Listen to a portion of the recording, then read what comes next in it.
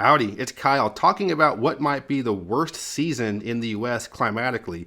We all have certain preferences, what we can handle, whether hot summers or humid summers, really cold winters or really snowy winters. So here I want to take a look at a handful of the worst seasons in the US to see which one might be the ones you can handle the most or handle the least.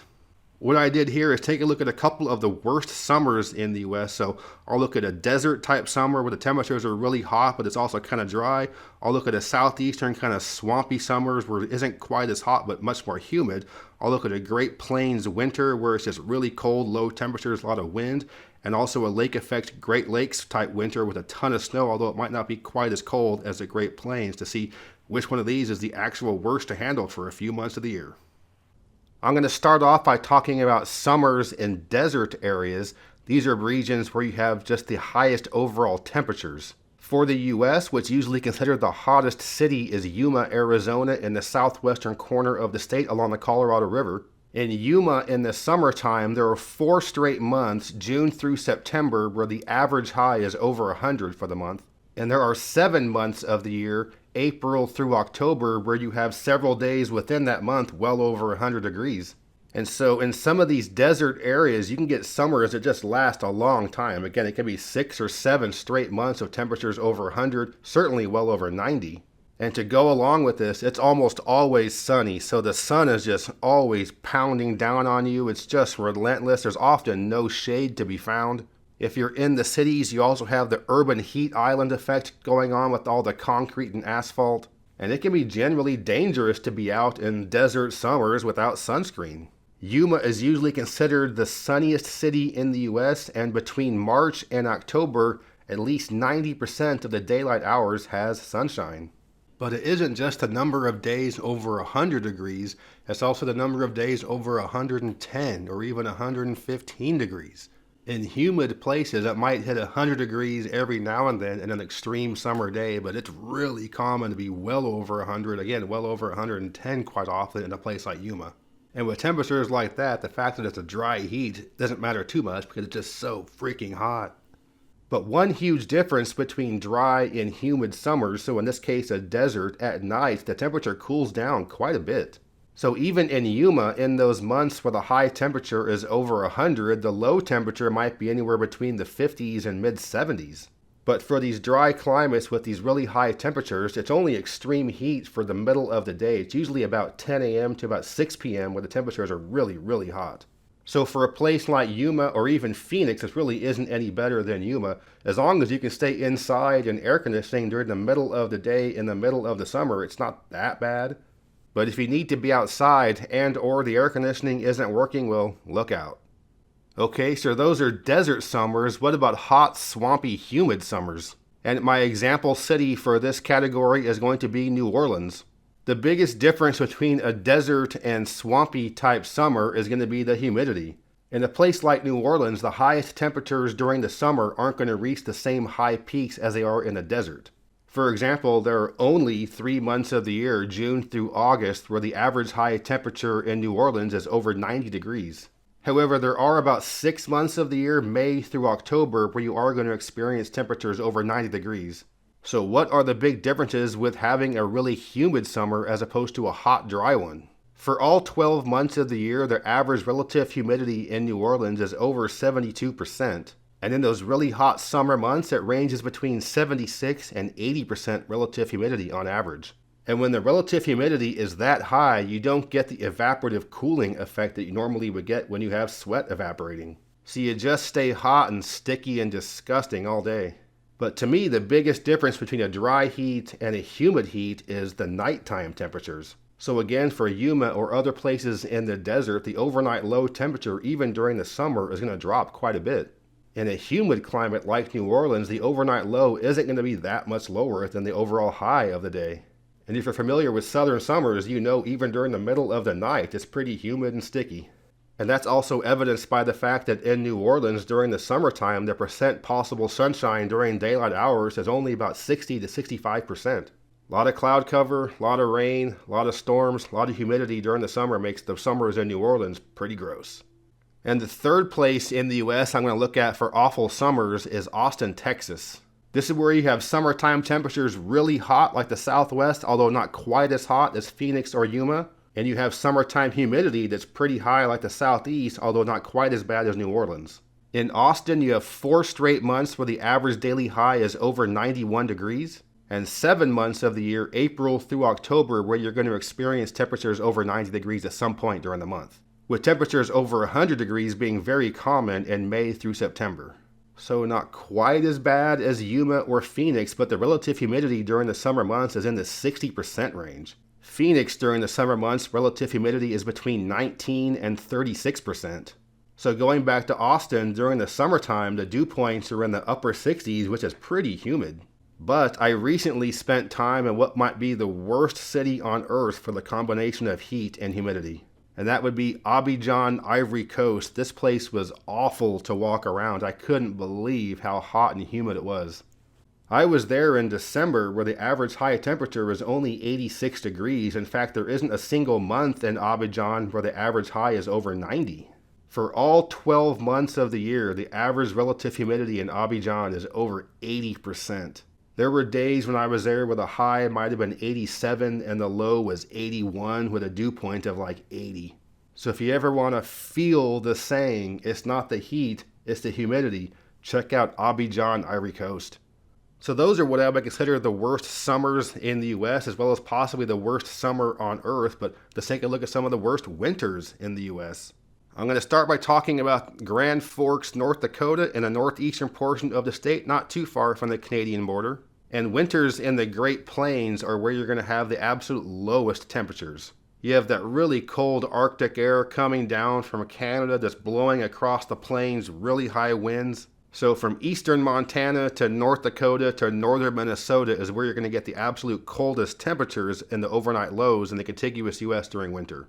I'm choosing Grand Forks because it's not that far from Winnipeg, Manitoba, which is considered the coldest big city in North America.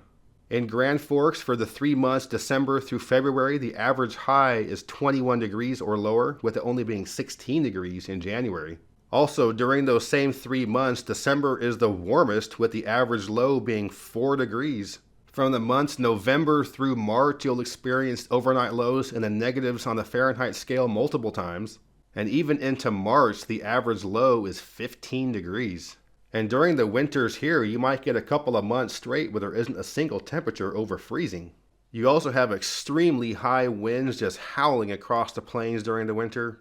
However, you don't really get that much snow. This isn't a very wet part of the country. The snowiest month in Grand Forks is December, which only gets 12 inches of snow.